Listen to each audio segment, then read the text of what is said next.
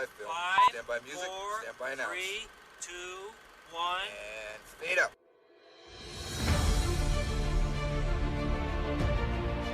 It's the Bellagio, the Mirage, and the MGM Grand. You're a wizard, Harry. Mike Wazowski. Open your eyes. Now tell me, where are the others? Eat me! King Kong ain't got on me! What about second breakfast? Why not? Why can't I? How can we be expected to teach children to learn how to read if they can't even fit inside the building? Well, welcome everyone to another edition of 20 Years, 4 Beers, a podcast dedicated to rewatching films from 2 decades ago while enjoying 4 modern beers. My name is Steve, and this is my brother Tim. And thanks for tuning in.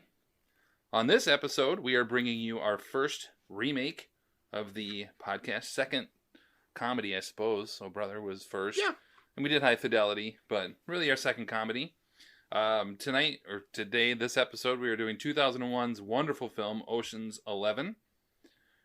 Seeing as we are coming to you live on tape from Minneapolis, Minnesota, our beers tend to be Upper Midwest choices, and this episode will be no different.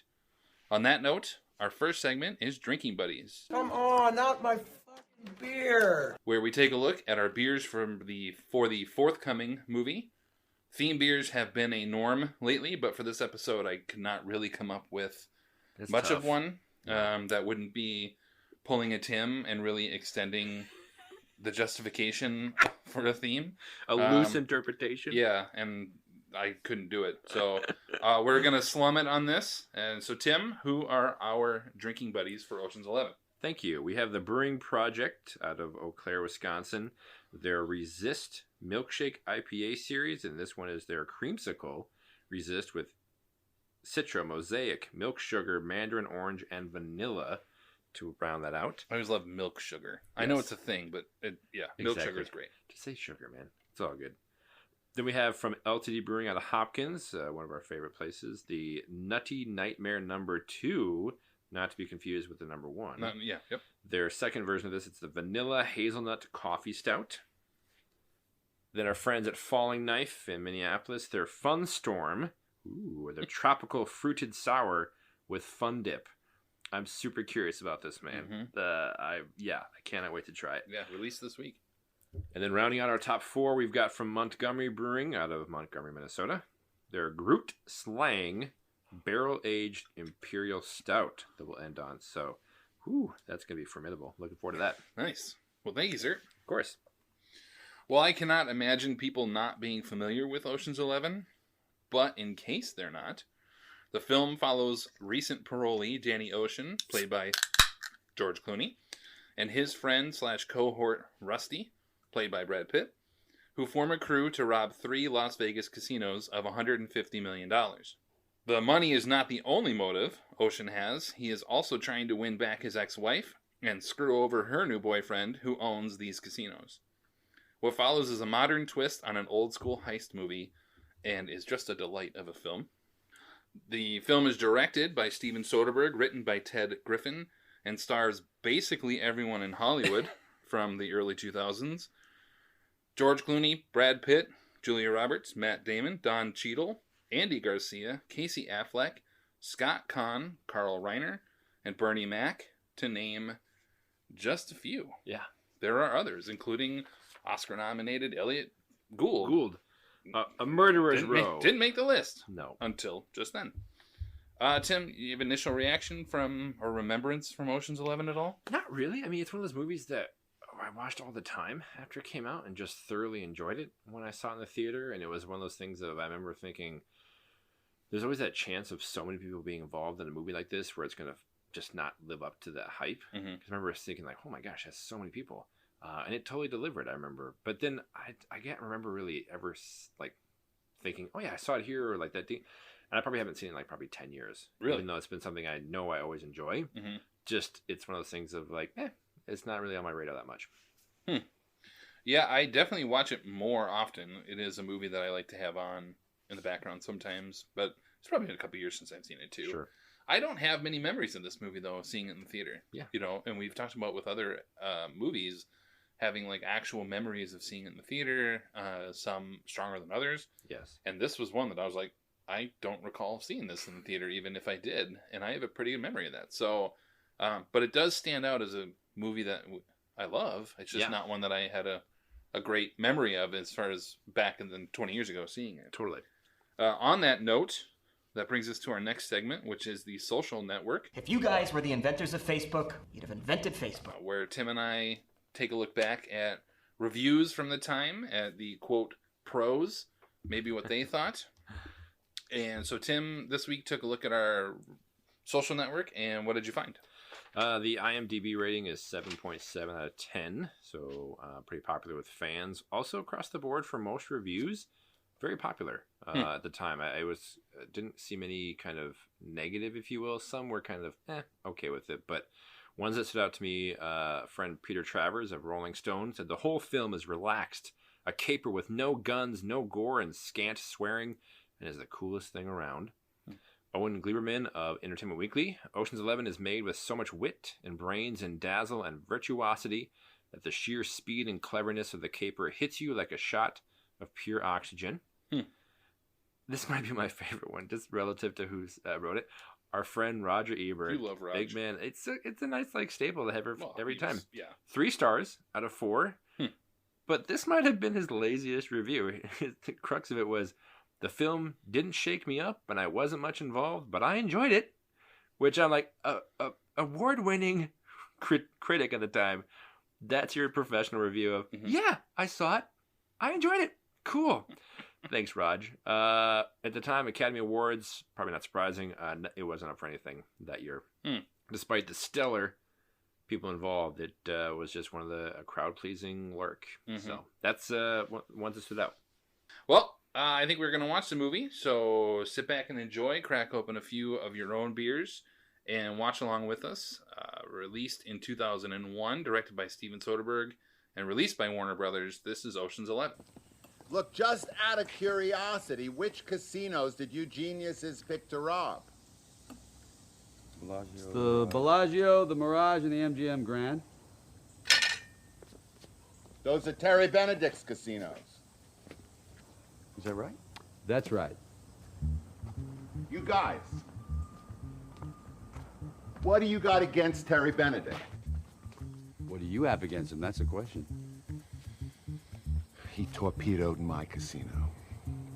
Muscled me out. Now he's gonna blow it up next month to make way for some gaudy monstrosity. Don't think I don't see what you're doing. What are we doing, Ruben? You're gonna steal from Terry Benedict. You better goddamn know.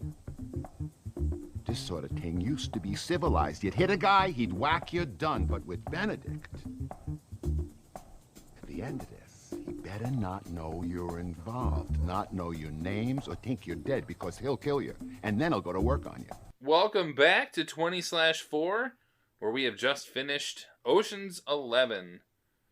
We're actually going to jump right into our next segment, where our recap segment, where we talk about our top 5 takeaways, and we call this lovingly High Fidelity. Top 5 side ones, track ones. Where we kind of just discuss the movie and what we took away from it. Tim, do you have a first takeaway? Can we just appreciate the well-made heist film? Yeah. Like, it's just a wonderful thing of, like, the necessary scene of telling the newbies to the scheme, here's how hard it's going to be. And it's this, and this, and this. And then things go slowly off the rails. The perfect scheme has to work, and then, oh, it's not working. And it's just a fantastic magic trick of a film fun time. So yeah, I just, watching it, it's a rarity that has such a nice, I think of like Mission Impossible or other kind of things where like action, like adventure, but just a heist film is such a rarity of just a delightful time. So I just want to appreciate the fantastic, fun heist film. Yes. What I love about this is that it's a heist film, but it is not, even when it goes off the rails, it really doesn't. No. Like nothing really goes wrong in this. And in fact, some of the things that go wrong are on purpose, like as we discovered later. Yes. So I agree. And sometimes a good heist film, like the Mission Impossible ones, are a good example of somebody that, and we love our Mission Impossible films, but they take themselves too seriously sometimes. Where this is just fun. My number one takeaway was this for me is an example of filmmakers at the height of their confidence in what they do. Yep. Right? Just no joke gets missed. Nothing. Like all of them are on point. Yes. The performances are smooth. Every level from the key grip on up seems to just be on the height of their knowledge, and it comes together and it shows through the film. Absolutely, yeah. Except for Don Cheadle's accent, but beyond that, height of their craft. Which, you know, I guess I didn't find it that terrible. I heard or was reading stuff before and like of how bad he felt about it, and it's like, yeah. I mean, we're not Dick Van Dyke and Mary Poppins here. Exactly. Yeah, you were okay. It was fine. It's fine. What I loved about it watching it again was, and I don't know if it's just older, 2-decade-old movies getting transferred into a digital format, but the look of it was a cool kind of classic 60s, 70s vibe. Like, especially when they go meet Saul, maybe it's Elliot Gould at his house. And it has a cool Ruben. kind of, Ruben, yes, grainy kind of quality of like, this would have looked like a 60s, 70s kind of film at the time. And so I appreciated that even just the aesthetics of it looked like a kind of throwback vibe to it. So yeah, to that point of like the kind of height of their confidence, they took it to the level that I felt that it was a, like you're watching a movie that has an old school vibe and the visuals actually match it. So that was cool. Sorry, was that your second? That is my Did second. you tie off? Yes. Cool. I don't know if you tied off mine or not. So my second top 5, this is how a remake should be. Totally.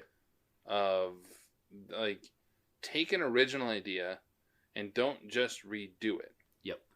But there's virtually, and you have not seen the original. Nope, I have not. But what I love is when you do, or if you do watch the original, it's totally different. Like these are just, it's a wholly different story. The only similarities are Danny Ocean is the main character, and they are robbing a casino in Vegas. Virtually nothing else along the way is the same. Sure.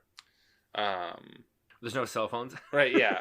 Yeah, exactly. I mean, you got Don Cheadle and Sammy Davis Jr. Other than that, it's all white guys. Beyond that, I do think though, like, but the rest of the story is just different. Yeah. And I love that about remakes. That's how it should be. It should be something you take the original idea, but it is totally different from what the previous one was. Otherwise, what's the point? Yeah. Why are you remaking? And in the last 10 years have been nothing but Disney remakes of animated classics. Yes. And for the most part, they're not very good, but no, they're just, this is how a remake should be.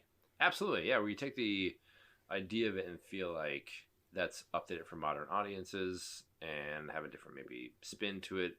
Okay. A kind of different heist film, but what would that be like now? Yeah, that's good. No, I want to see the original at some point, but it hasn't been clicking for 20 years. So maybe I'll get around to it someday, but, I don't know what struck me watching this. I feel like, for the most part, all the actors and the one actress, I guess, Julia Roberts, like, they kind of were old enough in their careers where they felt like they still kind of similarly look the same. But Matt Damon looks like a baby in this. It was like, holy cow. Like, he is a child amongst men watching this with Clooney and Pitt. What a great thing for Matt Damon. But yeah, it was really weird to watch him. Like, I guess I just am used to him looking older, but seeing this, like, he looks like he hasn't aged a day since Good Will Hunting in this. And so it was kind of jarring. Which, I mean, in fairness, that was like 3 years apart. I get, but it was so weird. Like, even Brad Pitt looks like from Fight Club to this, and then, you know, last couple of years. Anyway, so that was, for some reason, struck me as like, oh my God, he is a baby in this. Yeah. Well, I have no way to run off that. So my, my next take was, I love movies that somehow this movie was able, or these guys were able to, hatch a plan, get the money, build a replica vault, tail people, get all this stuff, and somehow they did this in 2 weeks? Yeah. Bullshit. Yeah. You did this in 2 weeks. What's the harm? And movies do this all the time. What is the harm in saying this took you a month to do? Yes. What is the harm? It's always like a week or two, and it's unbelievable. Make it a month, man. Exactly. There's no physical way you could redo a vault, like the hardest vault to ever be broken into. You'd be like, I don't know, we got 2 weeks. We're good. And then record it and get it on there. And Ocean's sitting in the New Jersey prison for 4 years, writing out some script. Yeah, it's gonna have and this happens, and then this, and this variable. He and that. knew this would happen. Yes, bull, and it was never confiscated in his. Right now, I will say the one thing I will say about that is he got the divorce papers the day he got out. So this wasn't that it took. True. The divorce papers from Tess were sitting there for 2 years, and he had time to think about it. Yeah, it was pretty fresh in his mind. Yeah, which all the more reason to give more. Give me a month. Yes, 2 weeks. Bull crap.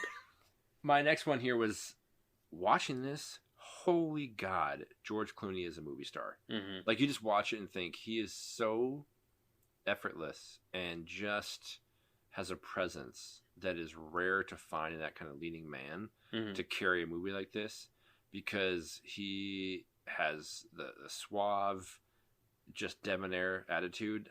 It was cool watching him feel like it's that next level. Before, where O Brother felt like a great actorly experience, this was just I am the coolest MFer on the planet, man. Yeah, man. So it was so great. He totally carried this. Whenever you see him interviewed and stuff, it would be unbelievable to believe that this guy's a jerk. Yes. In real life, because you hear nothing but good things about them. Yes. No, I agree, and I do agree in that the O Brother was very different, the stylized, and in this it just seems like he's just comfortable with his own skin. It goes back to kind of my first point, which is everyone is at the top of their game. Yes, I wish they made more movies like this. I really do. I feel like, and as much as we love the MCU and we love sequels and they're great, is it that hard to come up with an original idea? Now, granted, this is a remake, but we're talking a remake of something that happened 50 or 40 years prior. Yes. But especially in the last 10 years, it does feel like there are just not movies like this. Why do we have to have sequels of this movie? Why, because Oceans 12 and 13 aren't great. Oceans 8 is okay. But you just go, why do we need follow-ups to this? Why can't you come up with a new idea? Exactly. And I think about, my point to that, dovetailing off, was this is why we go see movies. A prime example. Yeah, you go have fun. Yes. Yep. I want to have an enjoyable time. Yep. And I'm all about the emotional rides or action, adventure, sci-fi, suspend disbelief, all these fun things. I know what I'm getting into, but this is a kind of movie that's a perfect encapsulation of why we go see the movies. And I love, you talk about, with this bait and switch and stuff. It's you realize as you go along, oh no, Andy Garcia's character, he's not the mark. The audience is the mark. And I love these things where it's this kind of shift for us, getting our, the rug pulled out from under us. Oh, it was this is why we go see movies. It's just fun, and it's just enjoyable, and you can clearly tell all of them are having a great time, and they had to have known this was going to be a hit. Was that me or you? That was me. That's my this is why you played off of that, and that was one of yours? Sure, that was number 5. You have 5? Okay, yes. Cool. Because my 5th one, there's no reason that more women should not have been involved in this movie. There's no reason how you can't find 2 or 3 other women at this time. Instead you have Julia Roberts, who is fine in this role. This is a throwaway part for her. She's not bad. It's not poorly written or anything like that. But she's you just coming up winning the best actress. Right. You just go, okay, fine. Yes. But none of Ocean's 11 could have been a woman. I don't understand it. I just am kind of like, without it being Ocean's 8. Like, why did Ocean's 8 is fine, but it's all women. Why not just make a movie that has, of the 11, 4 women being a part of it? It would have been just as fine. Yes. Because there's no earthly reason. It's very enjoyable. It's great. Yeah. But, come on. Judi Dench could have been Saul for all I care. It wouldn't, like, it would or have the been just tech fine. guy, whatever. Yeah. I mean, come on. Well, so that actually brings us to our next segment, which is Drinking Buddies, the sequel. Come on, not my fucking beer. Super Duper Triple Citra IPA. Where we discuss our beers for the night. Tim's going to recap it, and we will rate them and kind of go from there. Tim, what do you got? We started with Brewing Project's Resist Milkshake IPA, their creamsicle version of it. For me, I love their Resist variations. Even as a standard, like nothing fancy about it, just the standard. Their milkshake. first one, when we had that years ago cow. or whatever that was, that was like coconut or something in that. Or Yeah, pina that was colada, maybe? Yeah. Yes. Oh, God. I gotta say, 4.25 for me. This was, I really liked the creamsicle with it, the mandarin orange and the vanilla and milk sugar.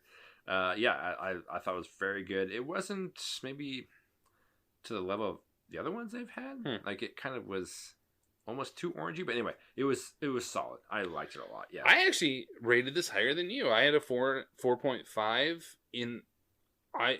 We laughed about or joked about milk sugar earlier. Yes, I appreciated there was no lactose in this. Yeah, which does seem to be overused, and we've talked about that on previous episodes.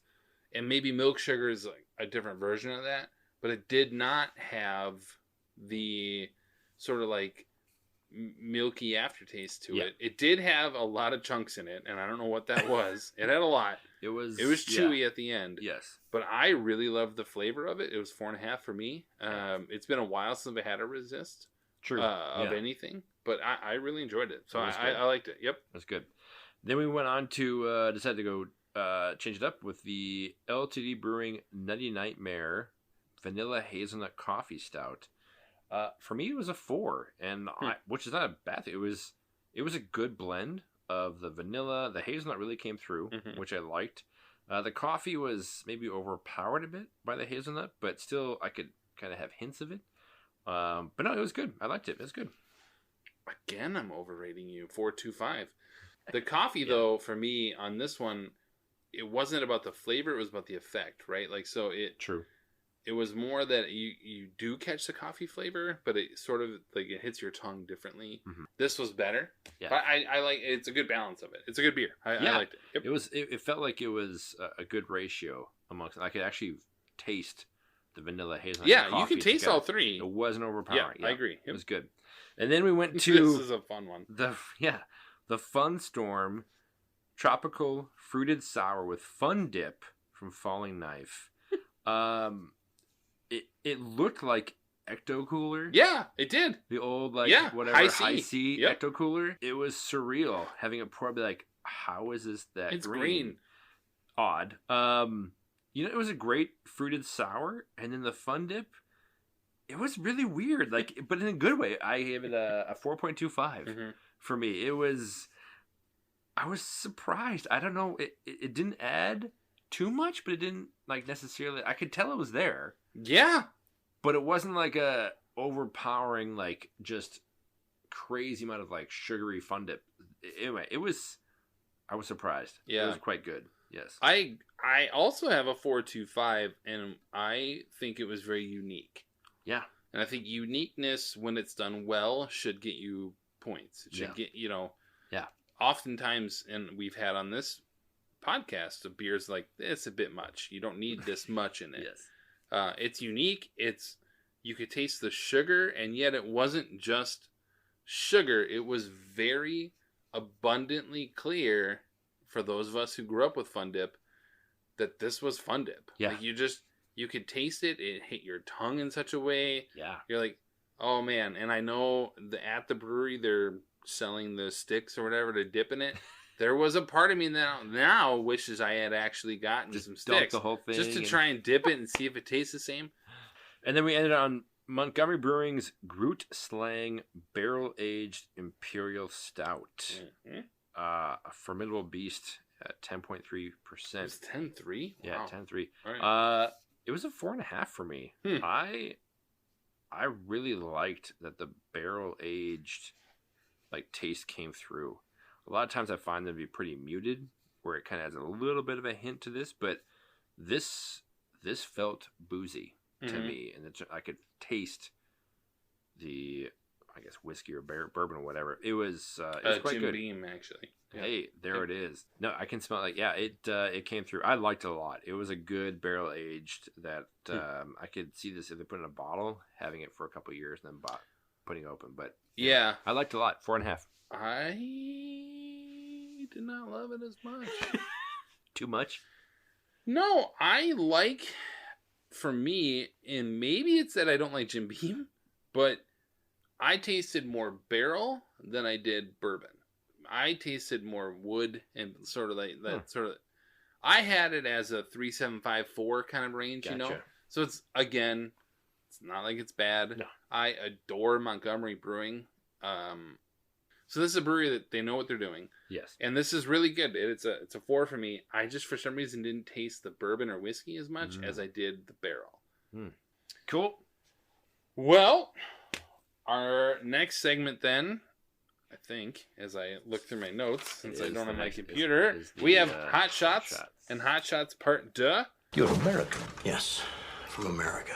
Where, if they are available, Tim and I will kind of take a look back at this movie in a 20-year lens and see if there's any hot shots. Do you have one?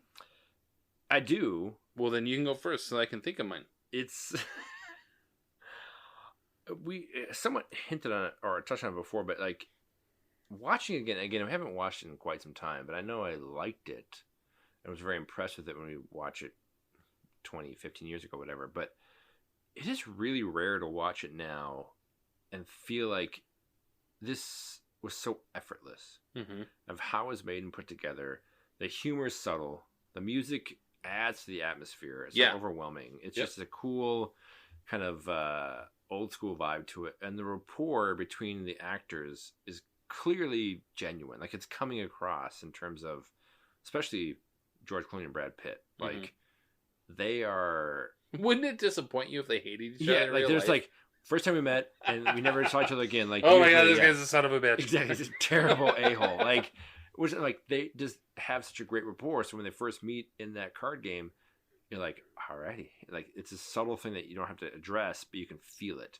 And so the thing that stood out to me in this movie was that quick scene with George and Brad in the bar, where Brad's kind of laying down watching TV, and George says the same lines over and over again, where he's saying, 10 ought to do it, don't you think? You think we need one more? You think we need one more? All right, we'll get one more. Is a statement. It's a question. We have to get one more. And Brad doesn't say a damn thing.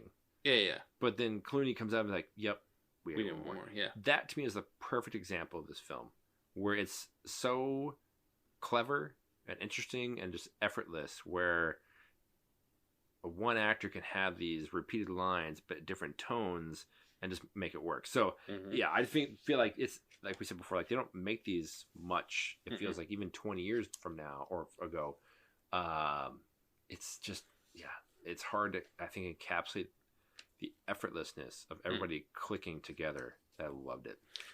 I guess my hot take for this, and I mentioned it a little bit with X-Men back in the day, but really Brad Pitt's my example of this, is if he were somewhat uglier, would have 5 Oscars by now. Totally. Yeah, absolutely.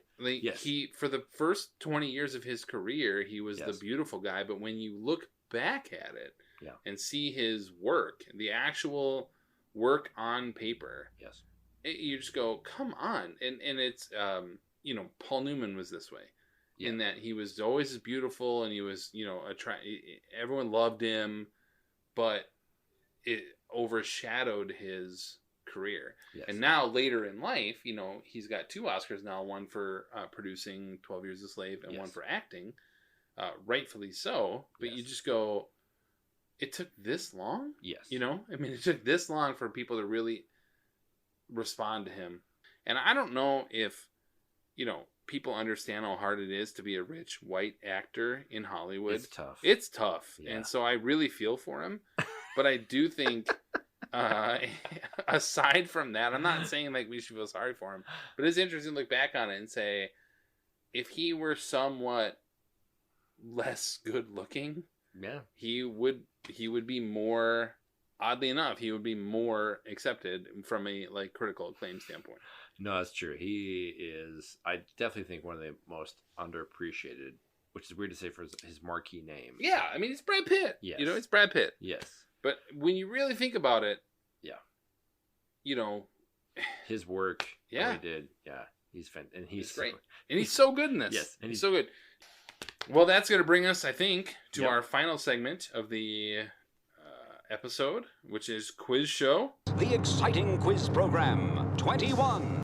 And that is where Tim and I will, in our research, we'll take a look back and maybe find some trivia nuggets or some interesting facts to try and stump each other. I think we each have a couple. Mm-hmm. And I'm going to go first. You go first. I'm going to go first. I lied to you earlier, good sir. There was a theme in these beers. What? I was the mark? You were the mark, man. You told me one thing? Long con. So we do have a theme in these beers. Oh, God. I'm curious if you can come up with our beers. We have the Resist. We have the Resist Creamsicle milkshake IPA. Yep. All right. And then we have the Nutty Nightmare. And then we had the Fun Dip Sour. And we had the Groot Slang, the Barrel Aged Stout. I will give you a hint if you would like.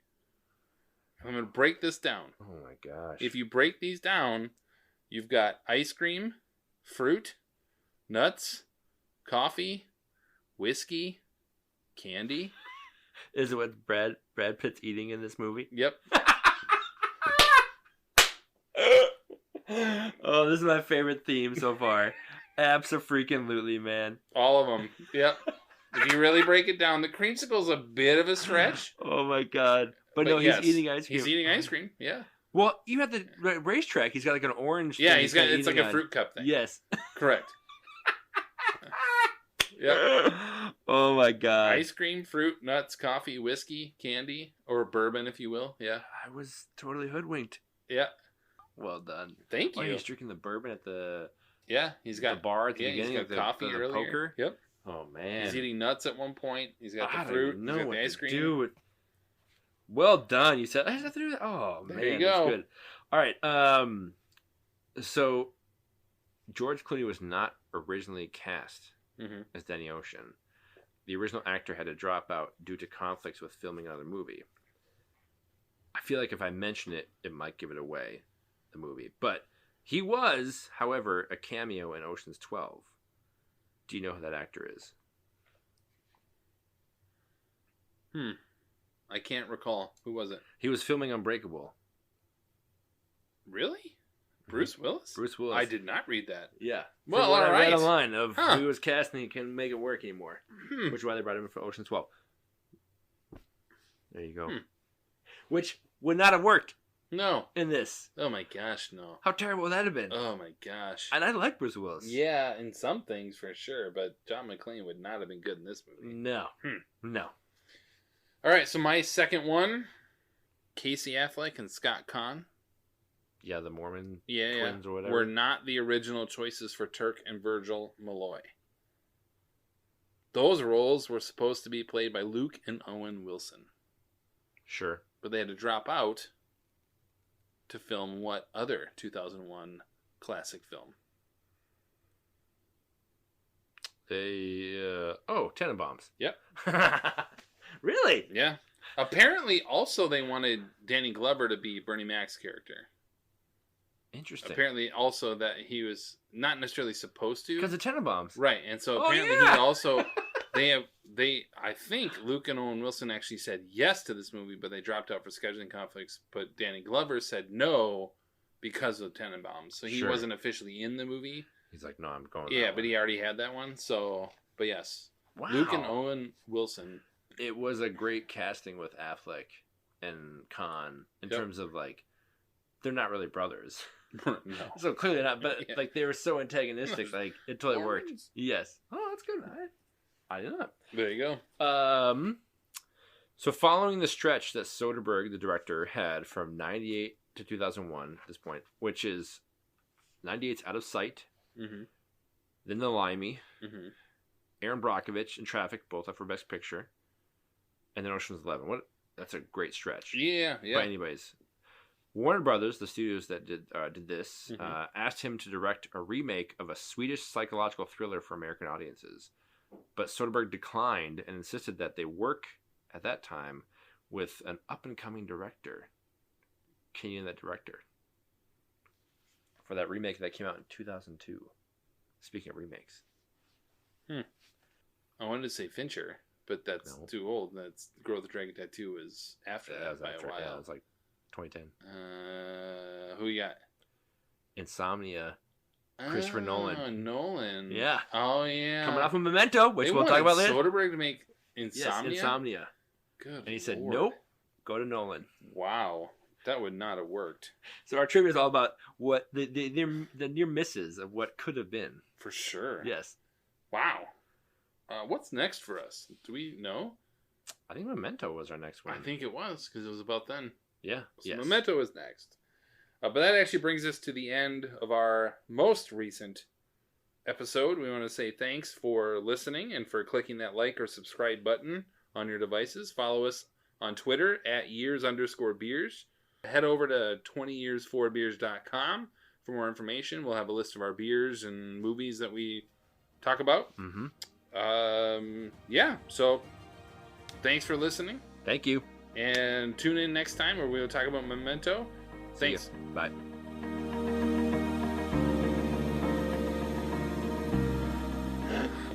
You like it sloppy Joes. I know you like it Extra sloppy. Get away. You're scaring me.